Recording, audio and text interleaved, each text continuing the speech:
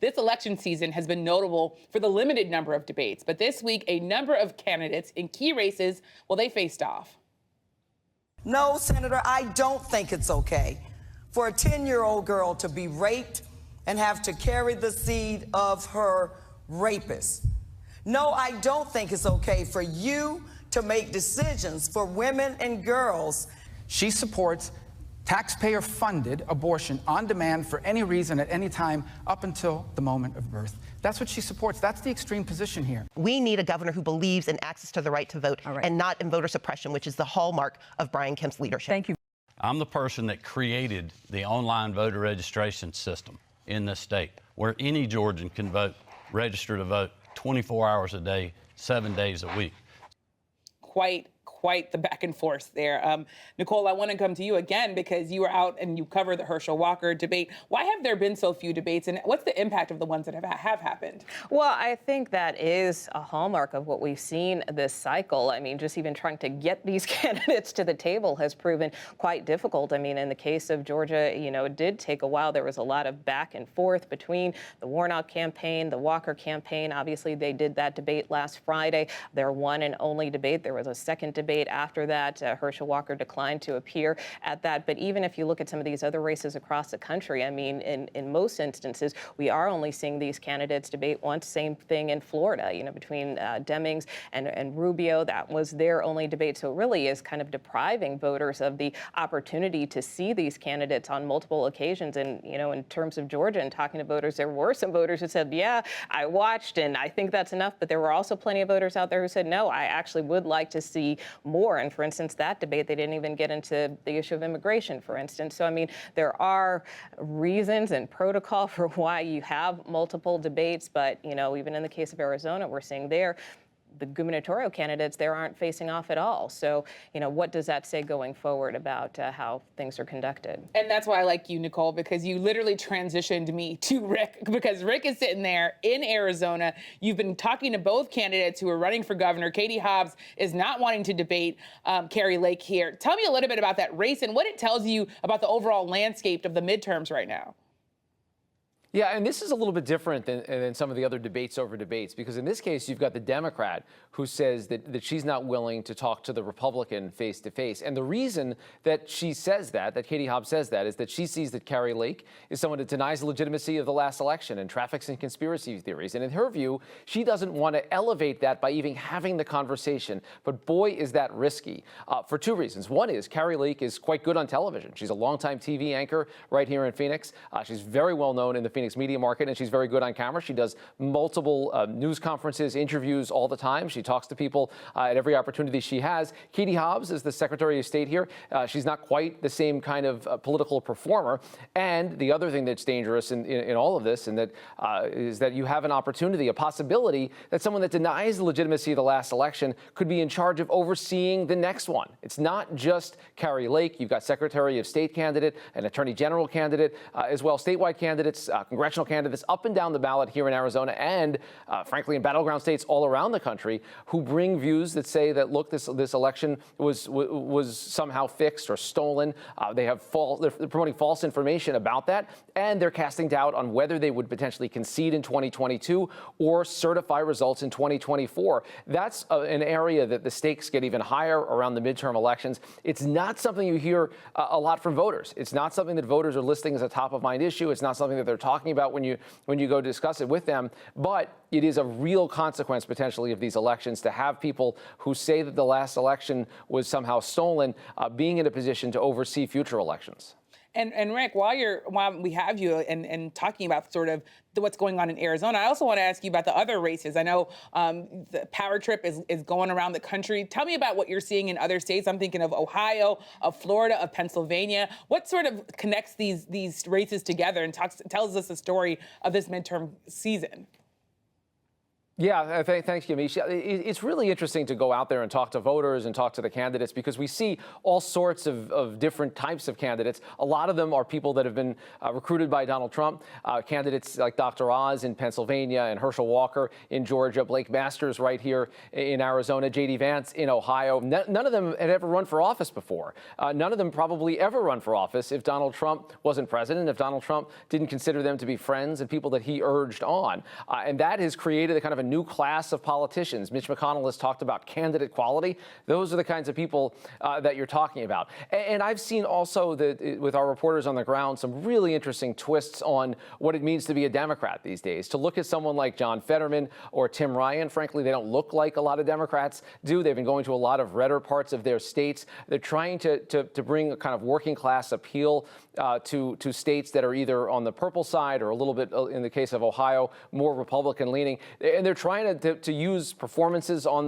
the trail, trying to connect with people by traveling around in a different way. It still matters these days, even in the age of tens of millions of dollars being dumped into these campaigns to make those personal connections. And yeah, a lot of our campaign reporters, our embeds, they're talking to voters that say that the economy is front and center. And I think the Democrats have a couple of issues here. One is that some of the issues that voters may be on their side on, like election integrity, like abortion rights, just aren't top of mind. There's something that aren't thought about every day. You don't tend to go about your everyday life thinking about, well, is the next election going to be stolen or not? You do think about gas prices because every time you drive by a gas station, there's a visible representation of what's going on. You do think about inflation because every time you buy lunch or buy groceries, you see those prices. That's what people feel. And I'm intrigued by some Democrats that have been breaking with the White House and saying, look, you should be more aggressive.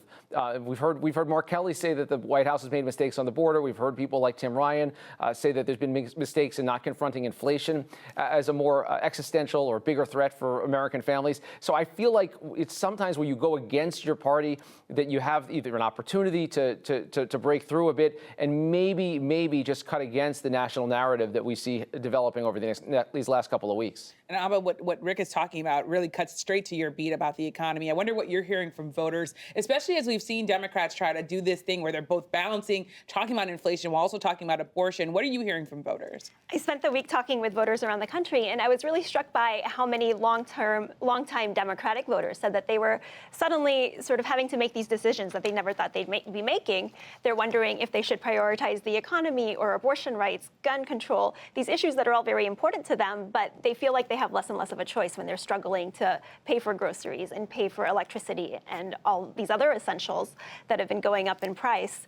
As one woman in Nashville told me yesterday, we can no longer afford to prioritize our principles over inflation. And so they're really rethinking sort of their entire belief system in some cases. It's fascinating to hear. And Laura, talk a little bit more about the White House's approach to this. I was really struck by a question that President Biden got. It said, top domestic issue, inflation or abortion. And he basically said we should be able to walk and chew gum, talking about Democrats and his party. What are you hearing from White House officials?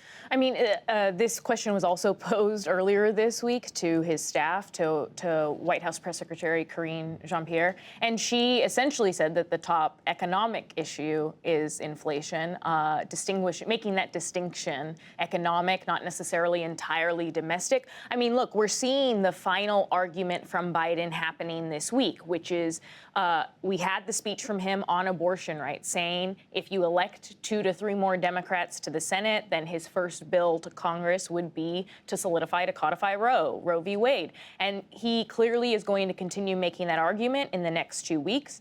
Part of that, though, is also going to be the argument that that his agenda is trying to keep this economy balanced, trying to make sure that it doesn't fall into a full-scale recession. And the argument from the White House is essentially that, look, the economy does have a lot of factors that, in terms of unemployment, like being low, the fact that there's a lot of options for jobs, that's what they're trying to focus on as well. I think the other thing is today, the president was focused on student debt. Yeah. And so he again is trying to make this argument to very key constituencies across the Democratic base, including young voters. I've talked to Democratic strategists who say that, look, if the youth voter turnout doesn't reach 2018 levels, then yeah, we don't really have a chance of holding the Senate.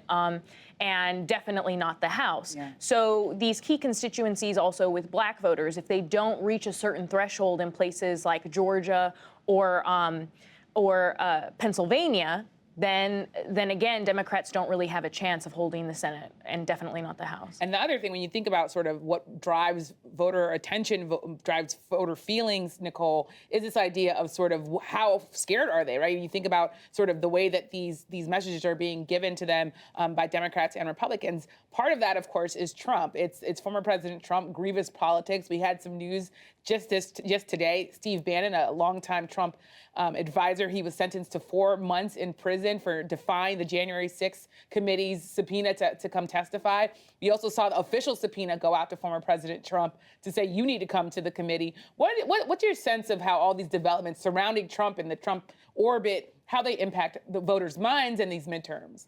You know, it may make a ripple. I don't know that it'll make a wave. And that's just because it's kind of baked in at this point into the larger discussion we've been having. Again, it's the economy, stupid, right? I mean, that is really what people are caring about day to day. So how concerned are they going to be about a subpoena to the former president? I'm not sure. What I did find interesting about the subpoena that went out from the January 6th committee is that the committee has been very clear to say that they are not going to do anything around the midterms. I mean, we saw them hold the hearing last week.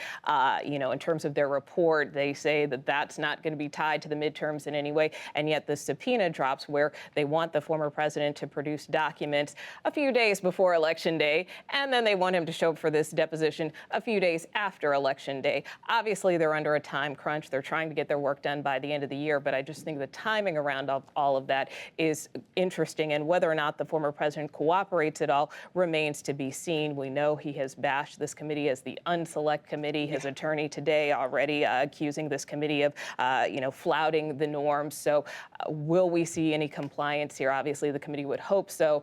But again, unlikely, it seems. And before I want to turn to some stuff that's going on in Florida, I wonder if you could just chime in here when it comes to conservatives. They've made the case that Republicans are just better at dealing with the economy. Are you hearing that from voters? Absolutely. I think a lot of voters are feeling dismayed that they don't think Democrats have really been on top of their game when it comes to inflation. For a long time, the messaging was, oh, this is just temporary. This is because of supply chain issues. It'll go away. And when it didn't happen, it was, well, this is Putin's fault. And so it's taken a while for voters to feel like Democrats are listening to them.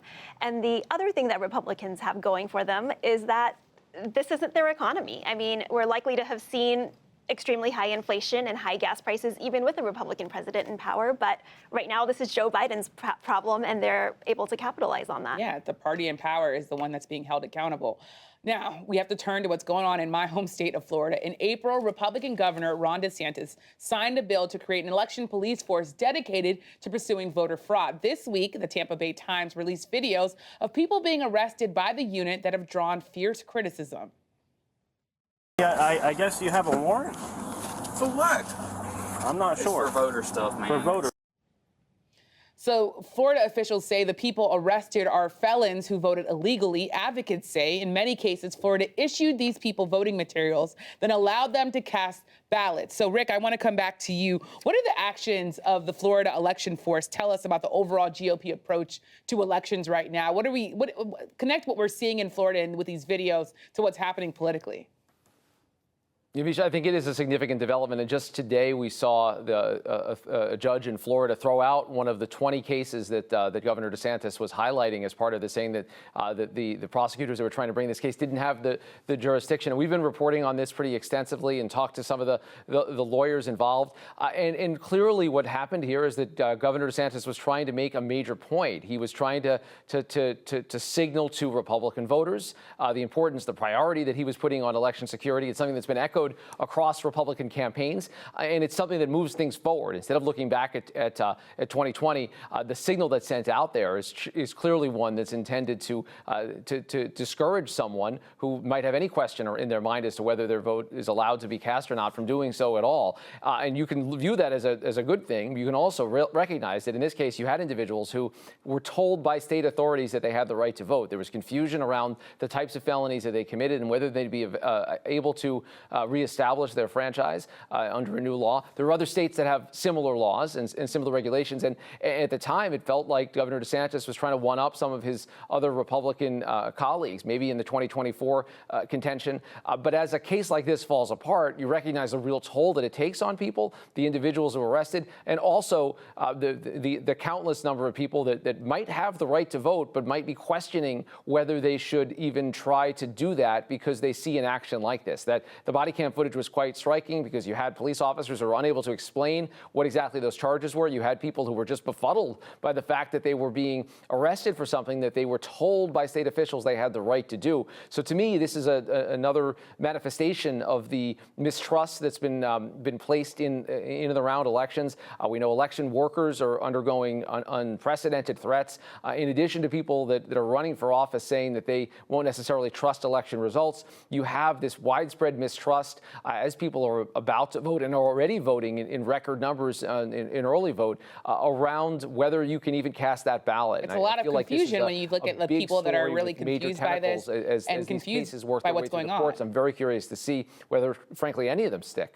And Laura, I want to come to you because in the last 30 seconds that we have here, you interviewed a veteran Democratic pollster who told you this could motivate black voters in particular to come out. That's right, Cornell Belcher, who worked on President Obama's former campaign, and he said that that he thinks it could backfire because he thinks that when people watch those videos, particularly black voters, that it could motivate them to turn out in states not just like Florida, but also Georgia, and that he knows that some Democratic campaigns are going to start using that footage in ads in the final weeks heading into the election. Well, certainly watching that video is very confusing. You could tell that the cops were confused. One cop saying, there might be even a loophole here if you were given voting material. So we'll definitely have to keep watching what's going on there. Thanks so much to our panelists for joining us and for sharing your reporting.